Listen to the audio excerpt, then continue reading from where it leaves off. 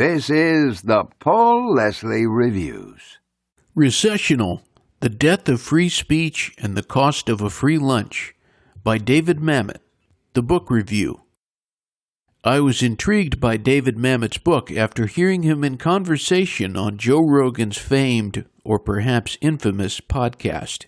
Mamet lives in California and had traveled to Texas where the Joe Rogan Experience is recorded. When Rogan pointed out what a strange place California has become, describing it as almost unrecognizable, Mamet responded, "Well, it would be recognizable to George Orwell." This was the jumping off for Mamet's 3-hour-long conversation with Rogan. The more Mamet shared, the more curious I became about his new book. David Mamet is an all-around writer, renowned as a playwright, screenwriter, film director, and author of both fiction and nonfiction. He's widely known for his plays, including Glengarry Glen Ross, The Duck Variations, and Sexual Perversity in Chicago, among others. His screenwriting credits are legendary: Heist, Hoffa, Wag the Dog, The Postman Always Rings Twice, The Untouchables, and Hannibal, to name but a few. His latest book, Recessional, The Death of Free Speech and the Cost of a Free Lunch, is a collection of political essays. It gave me the same feeling that I got listening to Mamet in dialogue on that infamous podcast show. That's what I most desire from any writer, to feel like I'm sitting at their kitchen table. Most of this material appeared within the pages of National Review. I especially enjoy compilations of essays because every reading session takes you mentally to a different place. Well, Mamet makes a lot of fascinating connections between seemingly dissimilar themes. The variety of subjects he explores in these essays jump around from paragraph to paragraph. The essays are very quick reading, just a few pages each. What's enjoyable about them is how long you'll be thinking about what he wrote. So as my sister asked me about the book, what's it about? It would be easier, perhaps, to list what topics David Mamet doesn't bring up.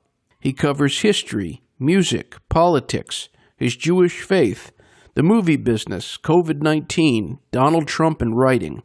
I was especially intrigued by how Mamet uses excerpts from literature, the lyrics of American popular song, and descriptions from classic films to illustrate his ideas. He's a person interested and well-versed in a lot of things. It's important to note that the essays in this book were written during a turbulent time, 2020 to 2022. Watching American democracy and culture dissolve, as he put it, Mamet asked the question, "What can I do?" Not finding the answer, he asked, "How might I have clarity?" The essays are Mamet's way of getting that clarity. Whether you agree or disagree with David Mamet's positions, you'll have plenty to ponder.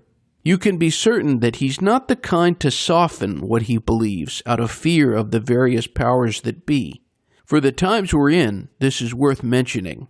If there's any most prominent idea, it's his awareness of the virus of conformity. The essays in Recessional showed the trending decline in American society's diversity of thought and a rise in collectivism. Freedom of thought and expression are increasingly maligned and held with contempt. Mamet is unafraid to call the screaming down and undermining of the free-thinking citizen what it really is: cultural thuggery. As Mamet states, savagery appeased can only grow. Once you give in to it, it must escalate, like a fire searching for air. I loved this book. Why? I've never witnessed an author using so many examples from the arts to explain his ideas. He uses theater, literature, and songs as a lens through which you can see the past and present of America. No matter what your views are, if you like thinking about human nature as it relates to civilization, Recessional, The Death of Free Speech and the Cost of a Free Lunch is an exceptional book worthy of your time. My inkling is that reading these essays in years to come will be all the more interesting. Recessional is undoubtedly the most thought-provoking book I've read in years.